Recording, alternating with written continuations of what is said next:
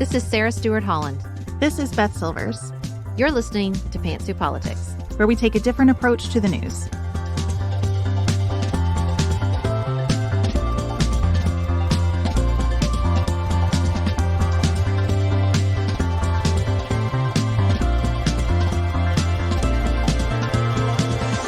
We're so glad you're here with us. Thank you for sharing some of your time as we process a week of news. Today we have a very special guest. Former Ambassador Norm Eisen is here to help us continue Tuesday's conversation about ethics in government and also to share his impressions from inside the courtroom at former President Trump's criminal trial in New York. We're also going to talk about the announcement that the Trump and Biden campaigns have agreed to participate in 2 presidential debates.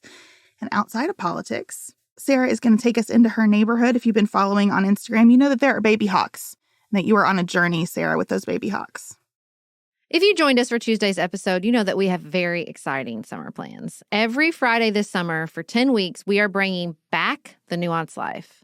The Nuanced Life was another podcast we hosted from 2017 to 2020. It started out as an extended version of our Outside of Politics segment and grew into a really wonderful celebration and commemoration of big and small moments in our listeners' lives. And we are delighted to be bringing it back to you for a limited run this summer. To kick off that limited run, we're doing a ticketed virtual event on May 30th at 8 p.m. It will be the Nuanced Life Live. We'll talk about work-life balance and take your questions in real time. Tickets are on sale now, and our premium members and paid Substack subscribers have a special promo code for a discount on those tickets. With a ticket, you can join us in real time for the event or watch it on your own schedule, and we hope you'll come. It's so much fun when we all get to hang out together in person. And I just feel like the end of Maycember is the perfect time to talk about this. When we're all sort of depleted, we're looking back over the school year, we're thinking what worked, what didn't. We have time in the summer to really process and build some new procedures, rituals, strategies. So I think we have picked the perfect time to talk about this. So we hope you'll join us there. Next up, we're going to talk about the debates.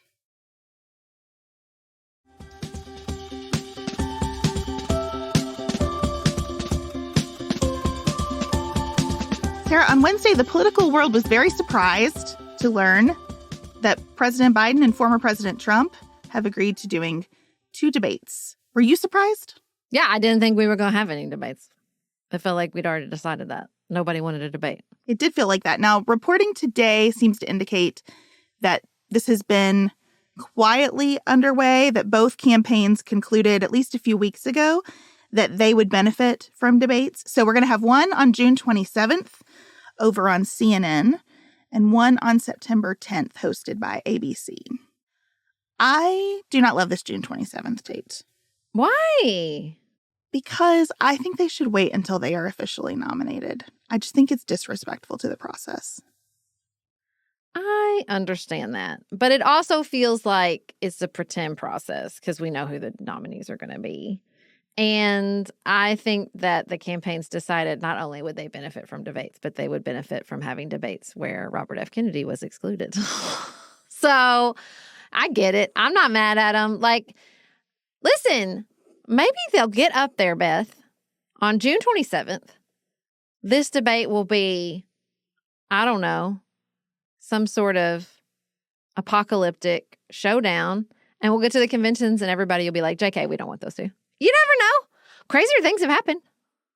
Well, that's true. And that would be an outstanding script for a movie. It's hard for me to imagine it happening here on planet Earth. I think I just appreciate this because even with them shutting out the Commission on Presidential Debates, which feels big, it just feels like an acknowledgement to me that the rules are different.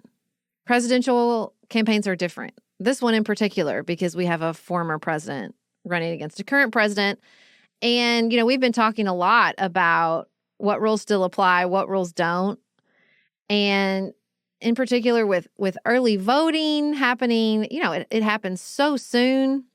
In some states, it'll be happening in early September. So to wait until September or October, which I think is what the commission proposed, it does seem out of touch with the reality of this particular election. And I would like to see more with the pace of change, with technology, an acknowledgement that every presidential campaign might look different. right? Like, we just have to adapt. If we come to Jesus a little bit sooner on 2016, we might have had a different outcome. You know what I mean? Like, to just say, well, this one's different because the candidate's different, and to adapt accordingly. I don't mind adaptation. I don't mind disruption. I do think the commission missed the boat by scheduling these debates so late. I do think the last cycle's debates were not something to be admired or replicated. So I am for trying some different things here. I just really wish that we let everybody vote in primaries before we decided these are the major party nominees. But dang, if the DNC is in late August, when exactly would we have this debate before people start voting? In enough time for it to impact and have time to process it, you know? Because I don't think what you want, especially if you're Joe Biden, but honestly, probably not Donald Trump either, you don't want this convention in August, a debate, and then mere moments before people start voting, because you want some time to clean it up in case you've made mistakes. You said that you think they want to have this without Robert F. Kennedy Jr., which makes total sense to me. I also think that the inclusion of Robert F. Kennedy Jr. would make this an absolute ratings bonanza. I wonder how many people want to see Biden and Trump head-to-head. Well, I don't want any legitimization of Robert F. Kennedy. And I think it's interesting that both of them were like, let's box him out. Because I think it is hard to delineate who he harms more. My instinct says Trump, but who the hell knows?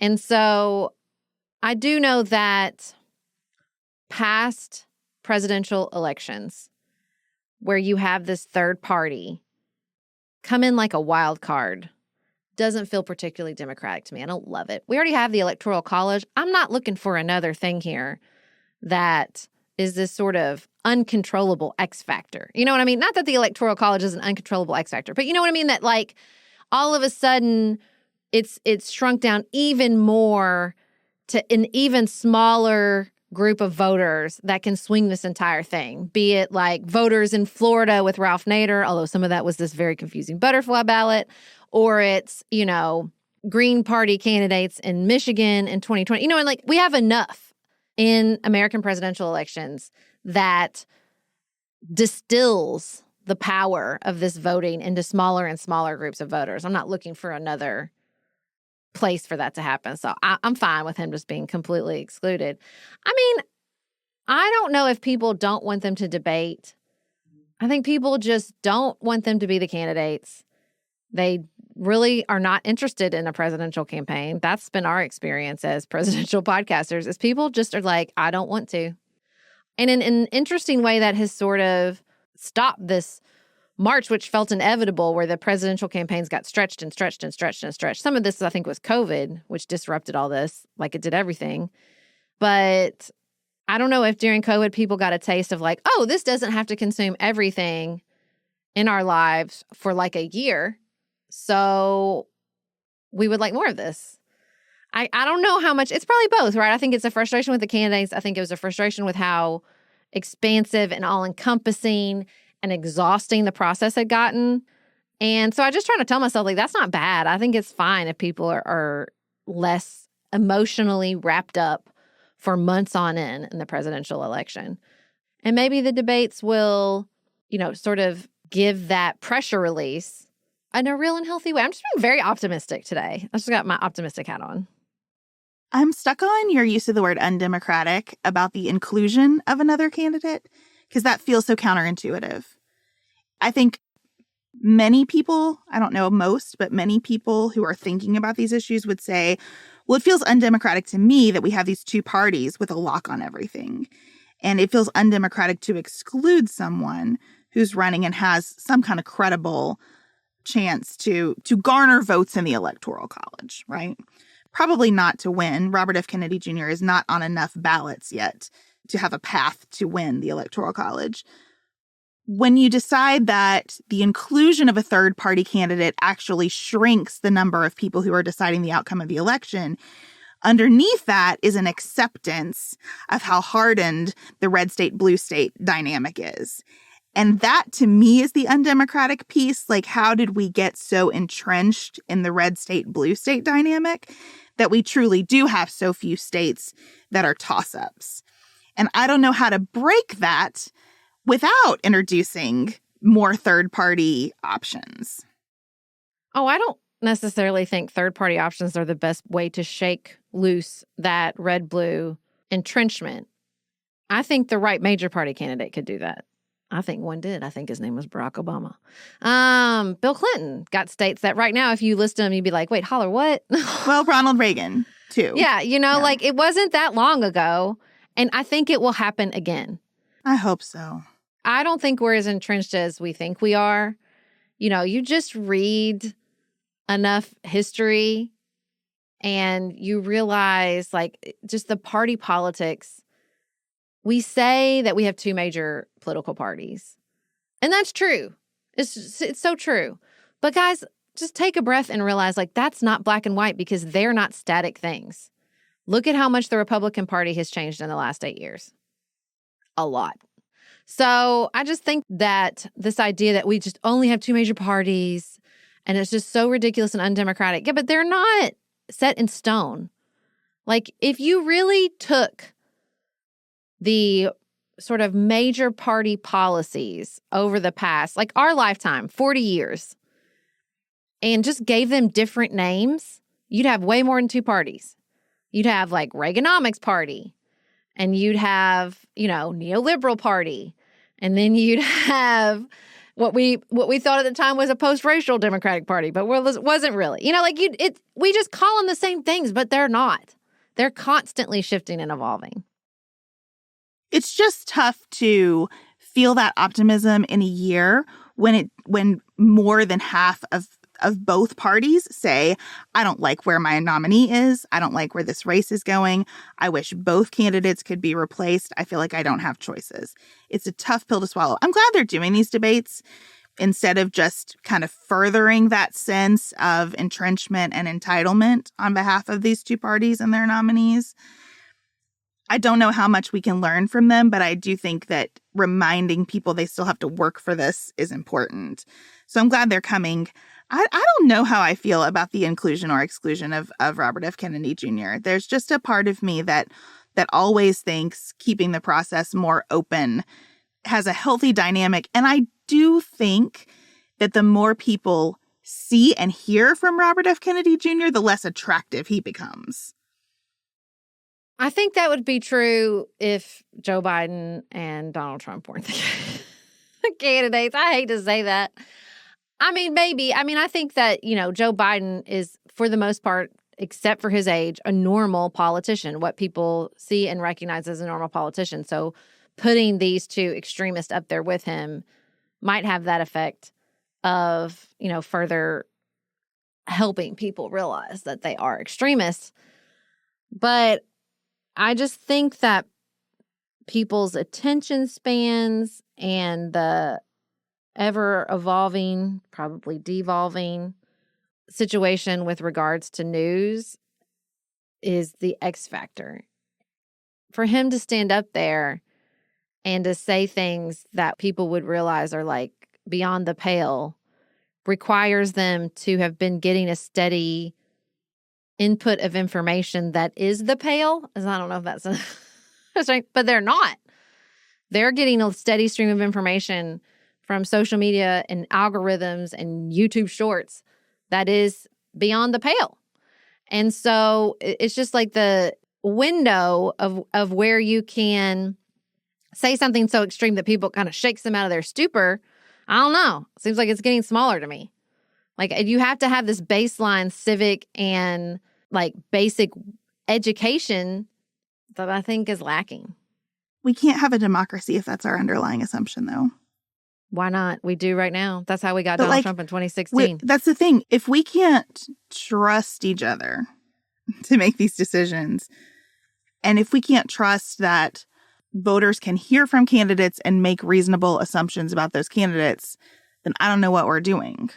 But it's what we've been doing forever. What was that statistic in Axios like a few days ago? It was like 100 years ago, 10% of the populace could read. Now it's like 90%. like, this is not new. And a populace that is easily manipulated by populist candidates is not something we invented in the 2020s. It's been around a really long time. We've had a democracy for a long, long time with the most generous interpretation and undereducated populace and a populace prone to populism. Like, I don't think that's anything new. That's always been true. I think that sometimes it was because of isolation. Sometimes it was because of a lack of education.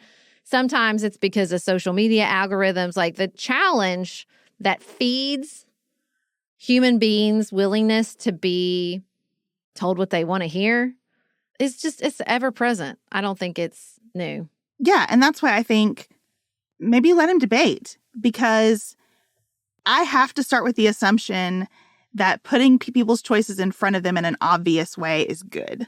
Right now, I think he gets to benefit from being almost mythological. We call him by 3 letters. He's part of a dynasty. You have to go searching to actually hear his voice, which is not a pleasant voice to listen to. I mean, we have 3 people who are not pleasant to listen to. This can be a rough debate anyway around it. But I just think it's kind of like Trump being off Twitter. The more time you spend with him, the less confidence you have in him. And I think that's true about Kennedy. And that's why I don't know. I don't want to keep him in the wings and give him the opportunity to be an X factor if there are ways for him to be more known and vetted and part of the process. I don't know. I think there's just this spectrum. Like, I totally agree about Trump. I read a thing, I think it was in Slate, where they were like, he is getting up at these rallies and saying truly bananas things. And the reporting is like, he rehashed his old argument that he'd solve inflation. Are you kidding me? You are dressing that up in some major ways. If that's how you're writing about him going on about, like, child mutilation and God knows what else he picks from that brain of his on a random Thursday. Like, stop that. Like, report on what he actually said and how long he talked and what came up in those 2 hours. And how people are leaving while he's still talking. His people are finding it bananas. Like, that's fine. Like, I totally agree with that. But I do always think about that Ezra Klein episode about Russia and how the woman was saying, like, there's a news environment. She talks about, like, when you're just walking through an airport, like, what's on the cable news channels in the background at the doctor's office, when you're at the dentist, like, what does that look like? And so if you're walking through and you're a Russian and they're just keeping their regular cryons and they're, not showing things blowing up and they're just kind of like keeping business as usual, that's what you absorb. Like, there's this sort of like temperature of the water kind of situation. And I do think with Robert Kennedy, there is this like kind of magic threshold where for people who are not paying close attention, like, how many people even know about Robert Kennedy outside of people who pay attention? I'm not sure. I mean, not a lot, right? He's not polling high enough to get in this debate, which I think the threshold's like 15% or something. So I don't want to give him a platform to say, no, he's a real legitimate thing, because he's not, you guys. No third-party candidate ever is. I'm sorry. It's just the truth. And we pretend like it's not. Maybe I'm still scarred because my first presidential election was 2000 with Ralph Nader, who I loved, who I fell for. I convinced my mother to vote for Ralph Nader, and I still regret it. Maybe this is like a personal thing because it cost the election. It cost lives. If Al Gore had been president, we would not have gone to Iraq like that and people would be alive. So, like, this shit matters. And I don't want somebody rolling in and getting legitimacy and costing. I mean, these margins in 2020 were not big. So we get enough people in Michigan or Georgia who see him on a debate stage just in freaking passing and go, yeah, I don't like either of them. And then we're back with Trump. Like, no, thank you. I've lived this enough. I'm not interested. I want them all kicked off the ballot. I'm like I'm just saying. And again, nominating people and ballots are party processes, not voter processes. We just put a wash of a voter process on in the 60s.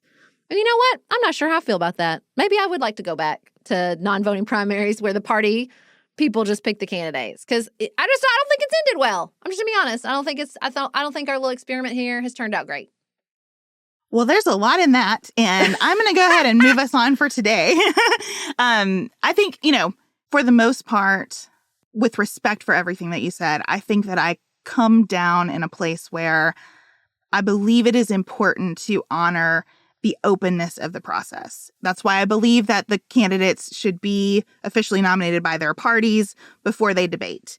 Because even though the reality is they've both gotten enough delegates to be nominated at their conventions, I want to go through the process. I want to believe the primaries still matter and the conventions still matter. And I want to believe that if a person secures ballot access, even if they're not a Democrat or Republican, that we still honor that opportunity and that path, even if that person, I think, is dangerous. And I think where I really am in 2024 is I want to stare down all of the danger. I want to stare down the risk associated with nominating someone who is currently 81. I want to stare down the risk associated with reelecting former President Trump and be extremely clear-eyed about what he's going to do with a second term. I want to be extremely clear-eyed about what even voting for, not just electing, but what even voting for Robert F. Kennedy Jr. could represent. But we will continue to talk about all this. There's plenty of time between now and November. And getting back to the risk associated with former President Trump, it is a unique set of risks when you have a candidate who is currently being tried for felonies in the state of New York. And we have a special guest to take us inside those proceedings.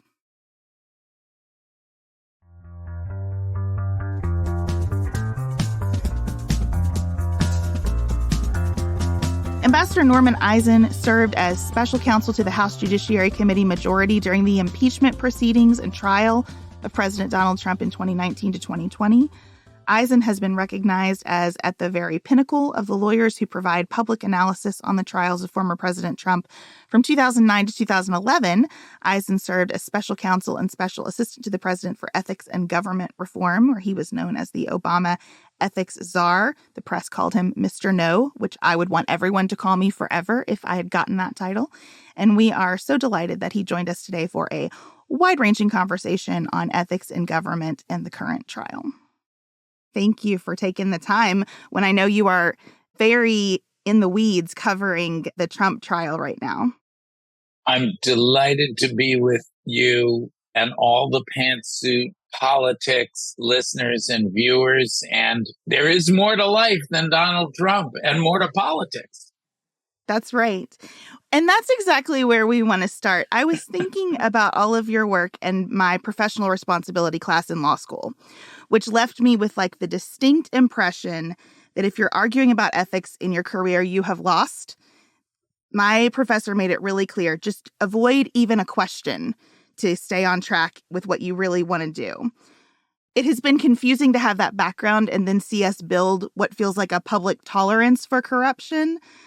So can you start at the beginning? You've dedicated a lot of your career to ethics. Why should the public care when we hear stories about emoluments or corruption or bribes? The American idea and the idea of democracy, really.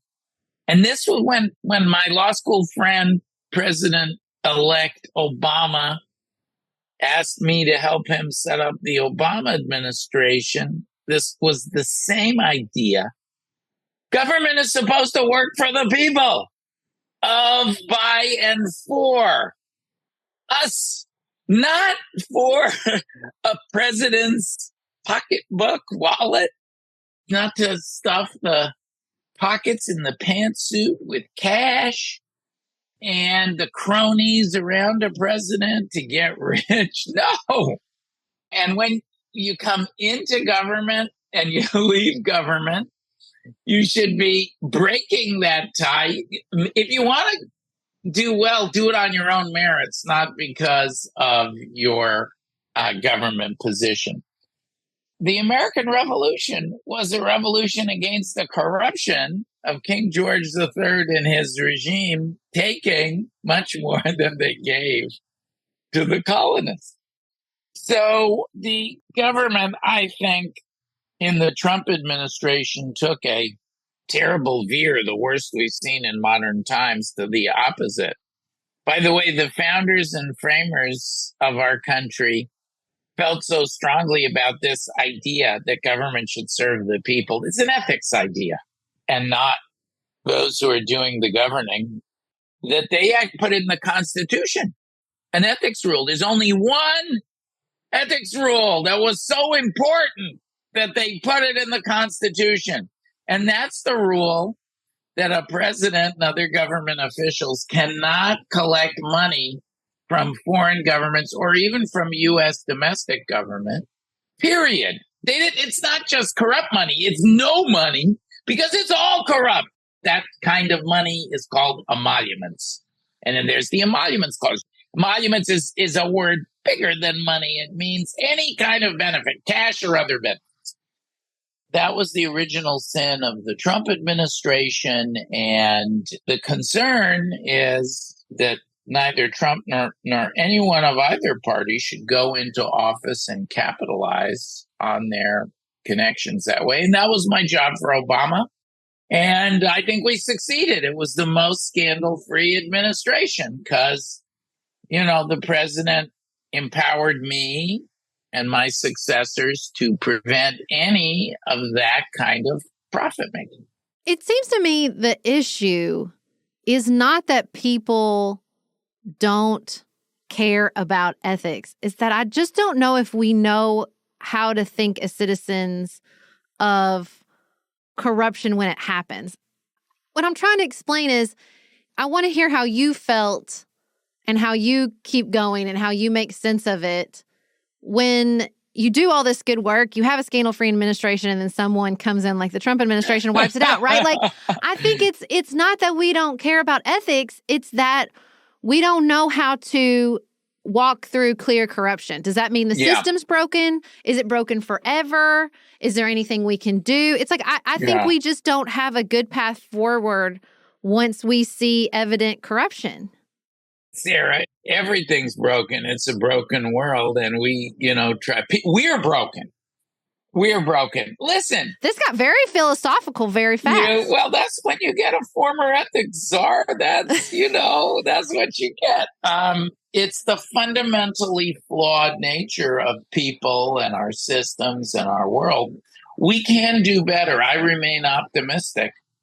We can do better. People can rise above that. And I think we showed that in Obama. Look, yes, it was a shock to the system when you got Trump. By the way, I worked for Trump. People don't know this about me. There's the Politico article. I volunteered. I know Chris Christie and the people around him, and they accepted when Chris Christie was running the Trump transition. Norm, come on in. You did a good job for Obama. Come on in and help us, have a scandal-free. And I went and I talked to them multiple times, gave them ideas, and I wrote. I even wrote an op-ed for the Washington Post after Donald Trump won with Steve Bannon's ethics czar. Believe it or not, he has one. I was fixing to say, I didn't even know he had one. He's the author of Clinton Cash, the way I criticize Trump, he criticizes the Democrats. But I'm like, no, I'll write with you. If Trump wants to drain the swamp, really, here's how. And we listed. So we had a meeting of the minds for a while, a brief moment. But then it became clear that Donald Trump was going to take those cash and other benefits, was going to take those emoluments that he was not breaking with his businesses. And that was the end of my time and the beginning of my opposition, because that was the original sin, taking I'm going to hang on to my businesses. I'm going to hang on to my cash. And that was the moment when everything that has come since, including this trial that we're in, I'm here in New York, all of the problems came from that moment when he said, I want my emoluments. I'm going to be president. And then the government started going to his hotels and millions of dollars pumping in. And that's how we ended up in court here in New York now. We got on the slippery slope to criminality. To Sarah's point that we don't know what to do when we see it, I'd like to take us to the Supreme Court for a second. Because on this slippery slope to criminality, a component of the journey that I am struggling with most is that we have a justice hearing cases related to January 6th with what seems to me to be a pretty clear conflict, or at least the appearance of impropriety. So will you talk a little bit about the obligations of the justices and Justice Thomas and what's happening in the Supreme Court? Lord, the corruption has crept into the Supreme Court too. It's not all those justices, okay? And it's not all the conservative justices. And again, I came to Washington in 1991. And when I arrived in Washington, and it's still this way, you were supposed to fight all day with I'm a Democrat, so fought all day with the Republicans about this, that, or the other, until 5:30. And at 5:31, you're supposed to be in the bar having a drink and being friends. And even if you can have a day where you say, I disagree on XYZ, but let's agree on ABC and can do things together bipartisan, that was a good day. And that spirit's not totally dead, but it's come under a great deal more pressure in our country. And I think part of the solution is to acknowledge John Roberts is not corrupt. I know the Chief Justice well. He stayed when I was ambassador, stayed under my roof, came and spent a week with us. We worked on American and European rule of law issues together. And most of the justices are trying to do their best, and they don't see the world exactly the way that I do. But not Clarence Thomas. He is, he's An Alito to a lesser but still troubling extent. They have taken luxury vacations from people with interests, ideological interests, or in an instance that we know of, a case where there was an interest. Harlan Crow had an indirect interest, who's one of the donors, beneficiaries to Thomas. You just can't do that. And they didn't report it. There's reporting. I was in charge for the White House from the president on down. As ethics are, you got to report what you get a trip, private travel, plane travel. What? How could you not report that? They're hiding it. And it creates such a stench. And then the corruption. How can Clarence Thomas sit on cases like the Trump immunity cases going on now about January 6th when his wife was involved and was a witness? Congress called her as a witness. He should not. That's more corruption. So there's a bad aroma coming out of the far right, Alito, Thomas.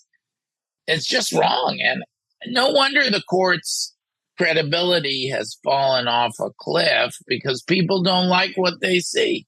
Well, and we have, again, let's get back to that lovely spirit of bipartisanship, because we have far right corruption on the Supreme Court, but we have a Democratic senator and a Democratic representative, one on trial, I'm assuming near the Trump trial, somewhere in Manhattan, Robert Menendez, and then Representative Cuellar in Texas. New charges against him. What are the incentives? What else can we do? This behavior, there's a pattern. It's not that everybody does it, but enough people do it that we do seem to have some sort of incentive structure. We talked about it on our own show that, you see this pattern, especially from representatives who don't come from a lot of family wealth, who aren't independently wealthy. We don't want just independently wealthy people in Congress. What do we do? What else is needed to disrupt that incentive structure instead of just saying, well, these are the villains this time? But if we keep seeing the same villains, maybe it's as I often say about Congress, hate the game, not the player. If I can offer kind of an interesting case study of I think, the strengths and weaknesses of that model, it's Speaker Mike Johnson. Because on the one hand, he has pleasantly surprised. I don't even know if surprise is a strong enough word. Pleasantly astonished me and the world by doing the right thing on big issues, avoiding a government shutdown, aid for Ukraine, providing assistance, other vitally needed foreign assistance. And that's required Democratic votes, including to support him when Marjorie Taylor Greene tried to knock him out of the speakership. So he's been kind of a model of bipartisanship on the one hand. But on the other hand, in the era of Trump, he was just down here at the court yesterday, embracing corruption. That's what this trial is about. And of course, Trump is innocent until proven guilty. But the prosecution has amassed a lot of proof. I think proof beyond a reasonable doubt will come to that. So it's a little weird to see the Speaker of the House of Representatives of the United States embracing a criminal defendant who's accused of interfering in the 2016 election. And Mike Johnson led the 2020 election interference attempt in the House of Representatives, supporting Texas to sue Pennsylvania to throw out the Pennsylvania votes, which the Supreme Court said, what? The only people who were willing to hear the case, there's the corruption again, Alito and Thomas. So that Johnson is both a pleasantly surprising model of bipartisanship and an example of some of the extreme partisan dysfunction at the same time. And that is the complicated moment that our nation's politics finds itself in. There is this cancer of autocracy that's crept into the body politic. And Johnson both resists it at times and then is overtaken by it. And that's where we are in 2024. We talked about this earlier with emoluments. When I think about the current trial of Trump, I do think about all of the corruption for which he has not been held accountable. Mm-hmm. The Secret Service staying in his hotels, the existence of the Trump Hotel and foreign dignitaries staying there. We could make a list that goes on for the length of this podcast. True. What do we need in terms of mechanisms to hold administrations to account who have not brought in a Mr. No ethics czar who says we are volunteering to uphold these standards? What would help us feel more comfortable that this stuff is getting taken care of at its roots? I think we have to continue to hold fast to that vision. That's the vision that the founders and framers put in the Federalist Papers that, we have to design a government. And I talked with Obama about this when we were designing the Obama ethics plan. We have to design a government that recognizes the need for virtue, but that people are not virtuous, and to take effective precautions against that.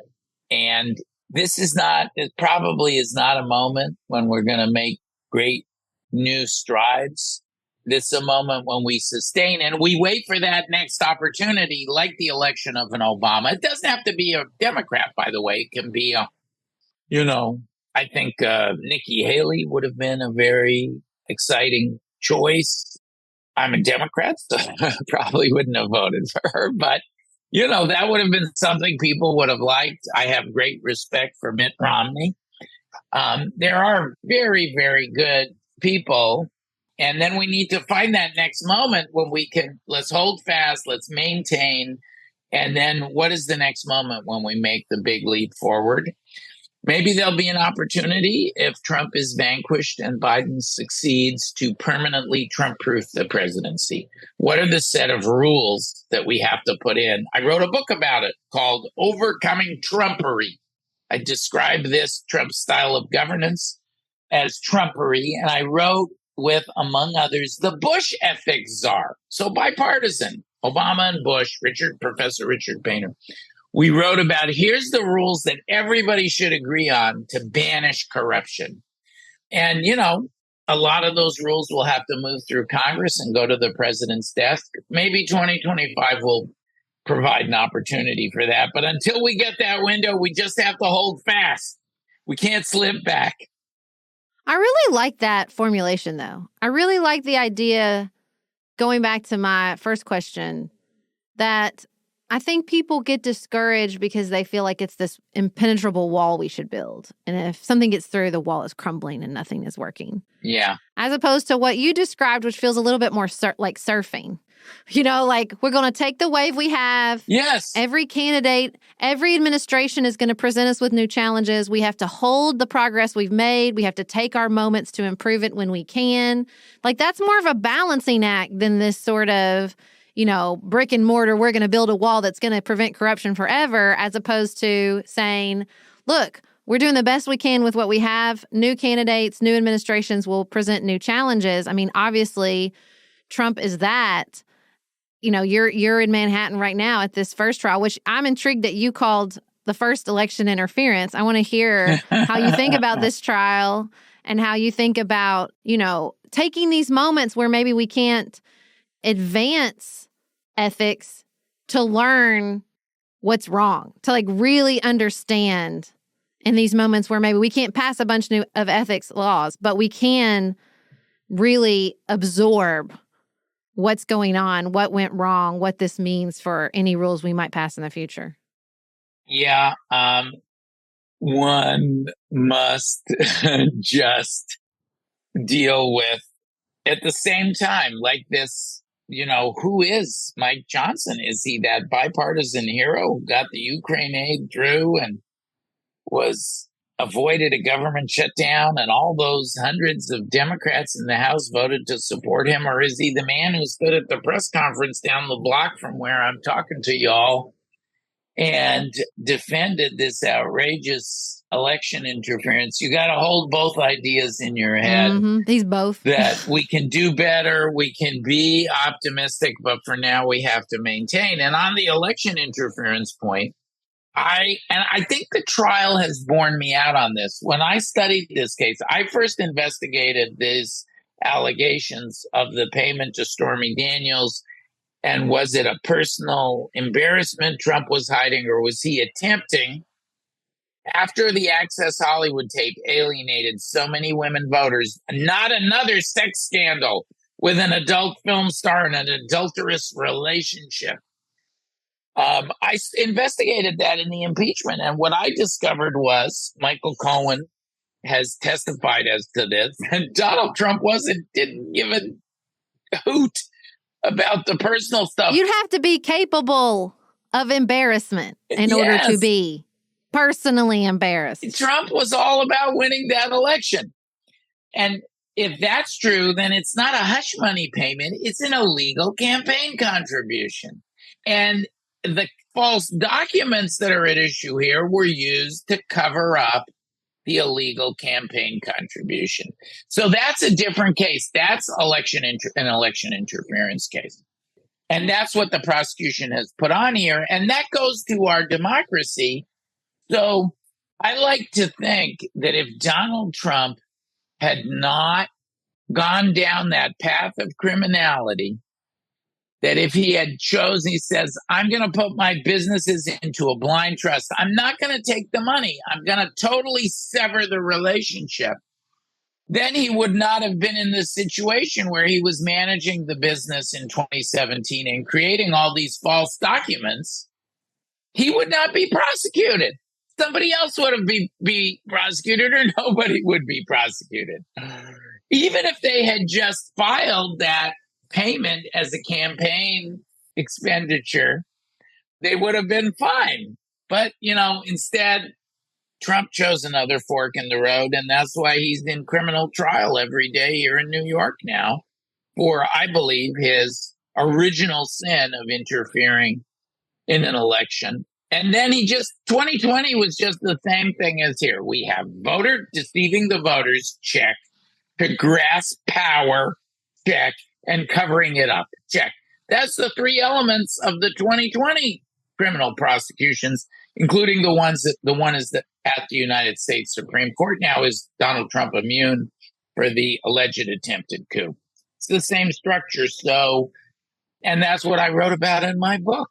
And that's what we've seen come to pass in court. But now we got to see, will the jury agree? That's the real test.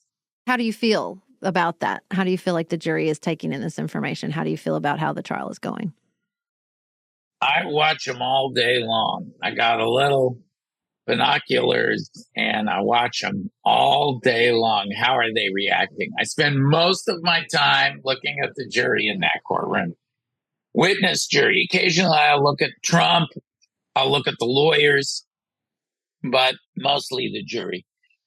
It appears to me, you don't know for 100%, but it appears to me that they are persuaded. I think this is not a slam dunk. It's not an easy case for the prosecution, but they have very methodically, day after day, assembled the pieces of the puzzle that Donald Trump did make this payment in order to deceive the voters, to grasp power, that it worked, and that he covered it up. He signed the false documents. He was in the meetings. They didn't establish proof beyond a reasonable doubt until Michael Cohen, Trump's former fixer and lawyer, took the stand. Everybody expected Cohen to be a terrible witness. He was a very strong witness, credible, soft-spoken, and the jury liked him. I noticed that he bonded with the jury, that the jury put down their pens and papers and they looked at him over and over and listened to him and him at them. And there was a real connection there. And of course, that's very bad news for Donald Trump. Trump's only hope in this trial is a hung jury, that there's one Trojan horse on that jury, one person who's going to say, I don't care what the evidence is, I'm not convicting Donald Trump. That's really their only hope. And I think they probably don't have that juror, at least right now. If that happens, what will you make of it? I mean, Trump is a master of saying total exoneration, right? We saw it with the Mueller report. We've seen it with his impeachments time and again. If he is not held to account, he takes it as something beyond acquittal. How should the public handle it if he is not convicted in this case? If he's not, he's not going to be acquitted. That's for sure. I'm watching that jury and there is no acquittal that's on the agenda. So that means it's either a hung jury or a conviction. It's very likely it's going to be a conviction. If he gets a hung jury, he's going to say, as I saw when I did the impeachment, we impeached him. We did not convict him at trial. And he's going to say, total exoneration. The jury repudiates the political witch hunt of Alvin Bragg. And that's the risk that comes with trying to do the right thing. This case is well-founded. And the people who've had various quibbles, nobody who's in that courtroom accepts all the different ideas, these crazy ideas that it's a political case or it's not a good case. I mean, it's legally and evidentially sound case. But, every morning when I get out of bed, there's a risk. You want to eliminate all risk? Don't get out of bed in the morning. But that's a risk too. So, yes, the risk is there. What are you going to do? That's not to get philosophical again, but that's part of being alive. So I think the DA did the right thing to charge it. And there has been some controversy. I think the DA has put the lie to the doubters. And now we'll see whether the jury agrees. And that's the beauty of the system. And if unexpectedly he is acquitted, then I'll be the first to say the jury has spoken and we have to respect that. The case was not there. So what's the timeline if he's convicted? You could conceivably get a verdict in the next week or two, or it could extend beyond Memorial Day. It just depends on how these last days of trial unfold. So that's the window. And the reason for that is there's a number of days off and, jurors had to be out for a reason. And so the calendar, if we don't finish up next week, the calendar gets a little tricky. That's point one. And then after that, if he's convicted, you'll have sentencing within 30 to 60 days, so over the summer. And I believe the sentence is going to be substantial chance the sentence is going to be a sentence of incarceration, that the judge will give him some jail time. It doesn't mean that he'll go to jail in 2024 because he'll be let out pending appeal if it goes that way. But you could very well have, before the end of the summer, a decision by this court that Donald Trump is guilty of election interference and covering it up, and that he's sentenced to jail for it. And the polling shows that the American people really care about that will have a big effect if it happens. But for the moment, he remains innocent until proven guilty. I don't think America is ready for that.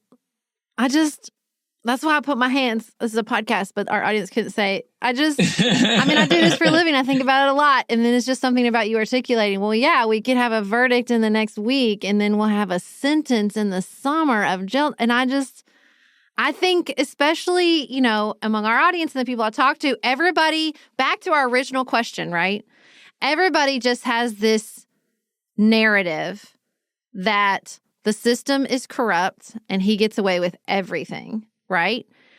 And I don't think we're ready for the system to function and work, which I believe it does most of the time. Because again, it's like we do this black and white. It's either working all the time or it's never working.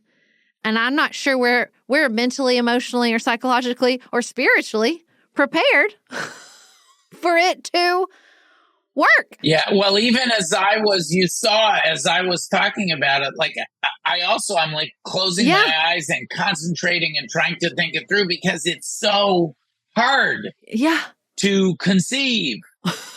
But that's what we need. I think about Judge Merchan every day and what it must be like to have been drafted into this position, to embody the system in this way. I try to cover, when we talk about the gag order violations and things, all the places where he lets Trump slide, where he's generous with Trump, because I want people to know that he is not an anti-Trump crusader. No. He's really trying to be fair. Totally. You can tell how excruciating this is for him. What do you see in his body language, in his courtroom conduct, that would help us understand the difficulty of this role? Well, he's struggling with it like we are. He said to Trump about the gag order, and you can see the anguish. He's like, you are a presidential nominee. You may be the next president. I don't want to have to sentence you for contempt to spend time in jail. But if you don't stop, I have to do it. So please stop. And, imploring Trump, just this week, there was a very important document that the defense wanted to get in. Not the defense, the prosecution, the DA. Judge slept on it overnight. He came back. He said, no, I'm not putting that document in. And the rulings from the bench, when the DA had a very hard time with the direct examination of Stormy Daniels. Objection sustained, objection sustained. And, the judge is fair. You could not ask for a more fair judge, but he's not bending over in either direction, right? He's being balanced on both sides, because it also would not be fair to the DA, the people of the state of New York. That's how the DA appears, on behalf of the people. He has to be fair to them to let them put their case in consistent with the rules and protect Trump. And that works both ways. He has been a model. He's just been outstanding. Outstanding. Well, thank you so much for all your work on this over the years. Thank you so much for sitting in that courtroom with your binoculars and coming here and telling us and helping us get prepared for what might be coming next. Of course. With regards to this trial, and hopefully with the next moment we have to take our opportunity to strengthen these ethics laws, to apply what we've learned, to continue to surf and get stronger and not feel discouraged in the face of human brokenness, as you so beautifully put it.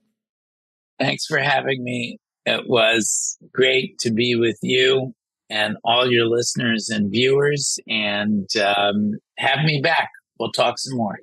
We love that. We're going to have to do lots of talking if the scenario we just spoke about Oh, plays my out, Lord. y'all. So Oh, my Lord. We'll be ready. Thank you, Sarah. Thank you, Beth.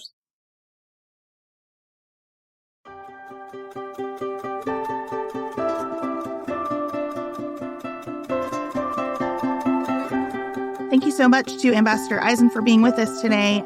We always end with what's on our minds outside of politics. And Sarah, you are following a miracle of nature right now. Tell us about it. Yeah, I basically have planet Earth across the street from my house. It's amazing. But I have to tell you, they have officially flown the coop. I had 3 baby hawks, like they're mine, across the street in a nest way up in a pine tree in my neighbor's yard. And the nest has been there, my neighbor thinks, for about 5 years because they come back and they use the same nest over and over again. Usually there are 2 babies. This year there were 3. And I think I've seen them before. I've definitely seen the hawks are very prevalent and present in my neighborhood, and I love them. And they're beautiful and huge. And so I think I've kind of been aware that, of course, there was a nest and they're around, but I've never been as consumed as I was this year because we went on a walk one morning and I just saw this little gray furry head peeking out over the edge of the nest about a week ago. And I thought, oh my God, I could see the babies. So then it was on. I got my binoculars, I went out there, and then I was like taking all these pictures with my iPhone and remembered that I have a really nice camera with a zoom lens. So I got that out and I got all these amazing pictures and they just got bigger and bigger. And one is bigger than the other 2. And they were very sort of ready. You could tell, like just perching on the nest, into the nest, perching on the end of the nest. And so, yesterday I went out and like I've kind of gotten acclimated with their schedules. They sleep a little late. And then by lunch in the afternoon, they're sort of up and moving around the nest. I saw the mama feed them one day. It's amazing. And they were gone in the afternoon. I thought, oh my God, they have flown. They are out hunting. Because apparently they hunt as like a group. So I thought I saw them this morning, but I went back and either they've tucked back in. I'll check on them this afternoon and try to keep an eye out. But I'm like totally obsessed with them. They're so cute. They were getting big so fast. I love them so much.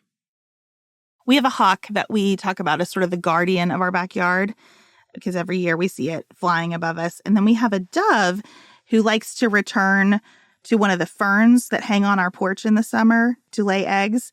We just call her Mommy Bird. And it's so fun when something comes back like that and you feel like there's this continued thread year after year. This is their spot and we get the privilege of observing them.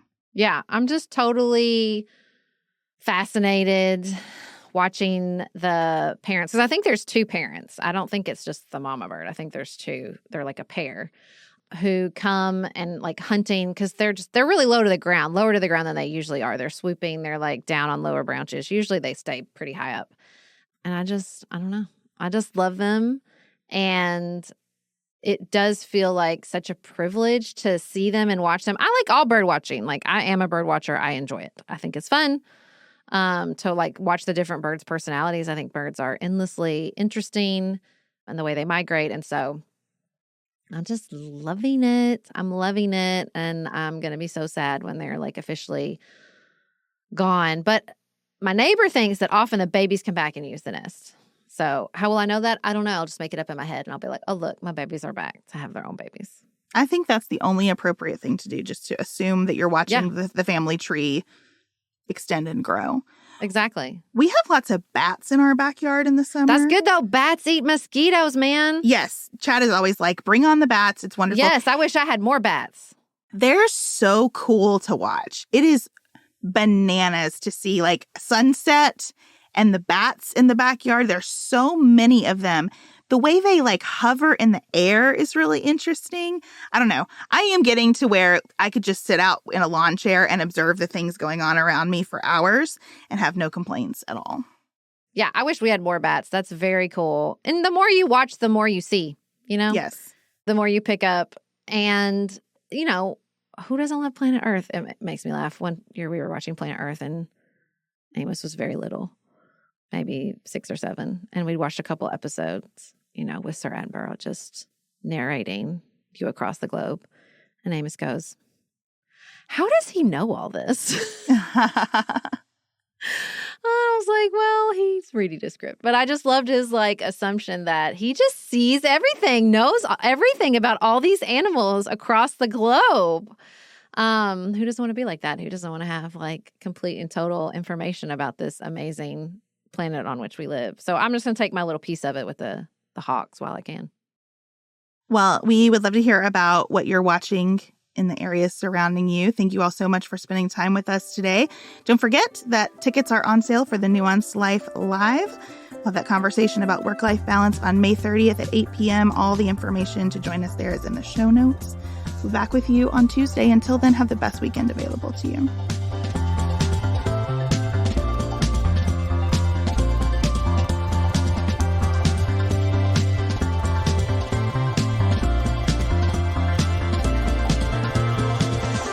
Pantsuit Politics is produced by Studio D Podcast Production. Elise Knapp is our managing director. Maggie Penton is our director of community engagement. Xander Singh is the composer of our theme music with inspiration from original work by Dante Lima. Our show is listener supported. Special thanks to our executive producers: Martha Brunitsky, Allie Edwards, Janice Elliott, Sarah Greenup, Julie Haller, Tiffany Hassler, Emily Holiday, Katie Johnson, Katina Zuganellis-Kasling, Barry Kaufman, Catherine Vollmer, Lori Ladow, Lily McClure, Linda Daniel, The Hutchins, Tracy Putoff, Sarah Ralph, Jeremy Sequoia, Katie Steigers, Karen True, Annika Uvaline, Nick and Elisa Valelli, Amy Whited, Lee Shea McDonough, Morgan McHugh, Jen Ross, Sabrina Drigo, Becca Dorval, Christina Quartararo, Shannon Frawley, Jessica Whitehead, Samantha Chalmers, Crystal Kemp, Megan Hart, The Adair family, Jenny Francis, Leanna Pilgrim Larson, The Monene family, Jeff Davis, Melinda Johnston, Michelle Wood, Nicole Berkless, Paula Bremer, and Tim Miller.